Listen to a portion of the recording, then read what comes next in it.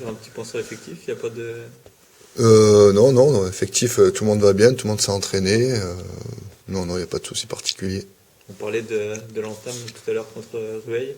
Comment s'est passée la semaine? T'étais un peu énervé forcément après le match? Oui, après le match, surtout après la première mi-temps, forcément. Après le match, plus frustré, déçu, justement de la manière dont on a fait le match, parce que je pense que même si on avait fait la moitié de ce qu'on devait faire en première mi-temps, je pense qu'on aurait pu prendre ce match. Maintenant, c'est les aléas du sport, hein. Les joueurs ont envie, et des fois, entre l'envie et ce qu'on veut faire, c'est pas toujours la même chose, donc voilà. Là, c'est Vitré qui se présente. Je crois que c'est la meilleure défense de la poule. Qu'est-ce qu'il faut craindre de cette équipe, notamment au niveau défensif? Ouais, non, c'est une équipe qui, oui, a les meilleure défense. Après, en attaque, il joue bien aussi, donc ça va être une équipe particulièrement difficile à manier.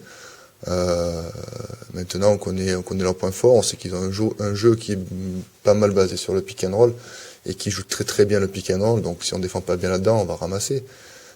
Maintenant, on sait ce qu'on a à faire, on sait ce qu'on doit faire. Si on le fait bien, je pense que ça doit être un match à notre portée. Ouais, c'est surtout un collectif qui surfe sur la deuxième partie de saison dernière où ils ont terminé premier sur la phase retour.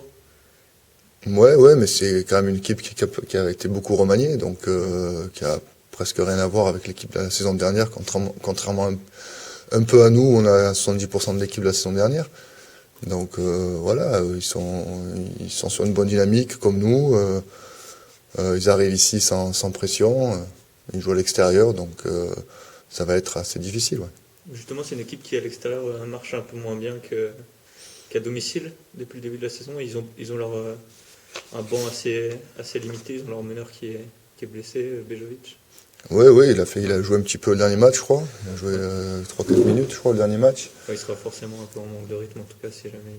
Ouais, écoute, avec les entraîneurs, avec les bons entraîneurs, le rythme revient vite, quoi. Je pense pas qu'il va le mettre sur le terrain s'il n'est pas apte.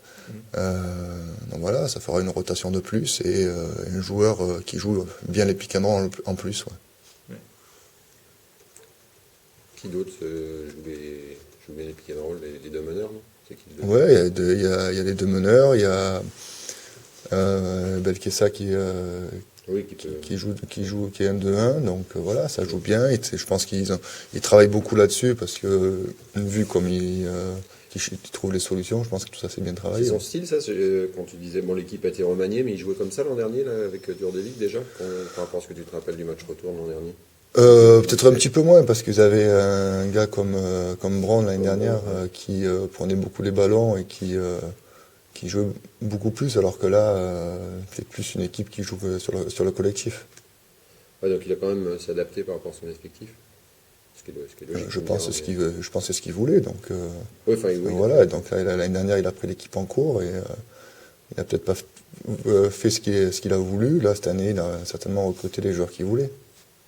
Et comment tu définirais son style de jeu à Djurdjevic?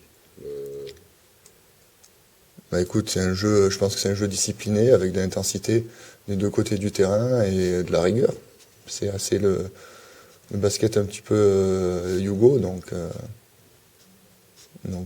qui est intéressant. Parmi les recrues, il y a notamment Radulovic, je crois, qui performe pas mal sur le début de saison. Oui, c'est un joueur qui joue 35-38 minutes par match et qui peut-être ne marque pas énormément de points par rapport aux Ricains qu'ils avaient l'année dernière, mais c'est un joueur qui fait du travail, soit en attaque, en défense, il est là, quoi, il est présent, c'est un mec qui sent le basket. Et toi, tu dirais, tu joues avec ton effectif comme l'an dernier, en fait, sur les bases de la saison dernière, parce que tu as fait moins de... Ton équipe de cette année, son jeu ressemble à celui de l'an dernier, c'est ça ma question? Oui, en tout cas, on a la même philosophie. Oui, c'est ça, ouais. Après, il y a des ajustements par rapport aux joueurs, évidemment. Oui, on essaye après de s'ajuster, voir si les mecs... Après, si l'équipe marche dans la philosophie que je veux, qu'il y a toujours un ou deux joueurs qui ne comprennent pas, je ne vais pas changer la philosophie pour un ou deux joueurs. Ouais. Le basket que tu définissais là de Djurdjevic, c'est un basket que tu aimes bien, toi, non? Ce style de basket? Oui, c'est un basket que j'apprécie. Tu te reconnais là-dedans, comme tu as eu avec coach que toi. Oui, parce que il y a de la rigueur, on sait que derrière il y a du travail. Ouais, j'ai une sac du basket, du Euro basket, quoi. Et gros match, donc, entre les deux deuxièmes. Là, il y a Écoute, est-ce que tu considères ça un peu comme un tournant ou pas? C'est-à-dire,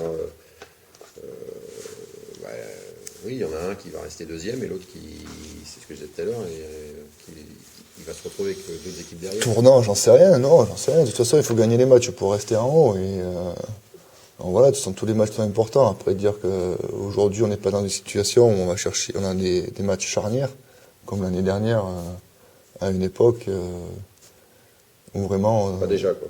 Non, pas déjà. Je pense que c'est un peu trop tôt. Et puis le championnat est long. Hein, on a pu voir, nous, on est l'exemple type. L'année dernière, on était avant-dernier et on s'est retrouvé pour des playoffs. Donc, avec un match aller complètement différent du match retour. Donc, c'est un peu trop tôt pour dire qu'il y a des matchs charnières, quoi. Après, oui, c'est peut-être un match charnière pour la seconde place, pour viser encore la première. Oui, alors oui, si tu veux aller dans un truc comme ça, oui, mais c'est pas notre objectif à nous. Est-ce que c'est l'équipe la plus forte que vous allez rencontrer? Si on considère leur classement, oui, parce qu'ils sont comme vous. Mais après, c'est difficile à dire. Ouais, tu pourras me poser la question, je te répondrai plus sincèrement. Après le match.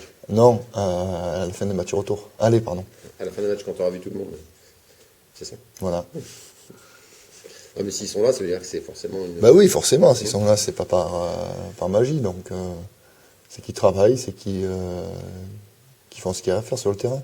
Et pour revenir un peu à ce qu'il a dit tout à l'heure, mon jeune camarade, donc le fait de jouer contre une grosse défense, ça change quelque chose dans la préparation du match, au-delà du fait qu'ils attaquent sur pick and roll, eux qu'ils aient une grosse défense, c'est un truc...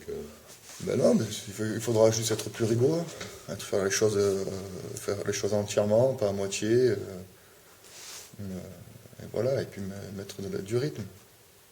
Parce que forcément, une attaque sans rythme, ça facilite la défense. Ils jouent plutôt quoi en défense? Oui, ils sont en homme à homme. Ils sont beaucoup en homme à homme, même si une ou deux fois ils sont passés en zone, mais ils sont plus fixés sur l'homme à homme. C'est-à-dire que s'ils ont une bonne défense en homme à homme, ça veut dire qu'ils ont les mecs qui tiennent, quoi. Oui, parce qu'ils mettent l'intensité. Comme je dis, je pense qu'ils travaillent beaucoup. Hein.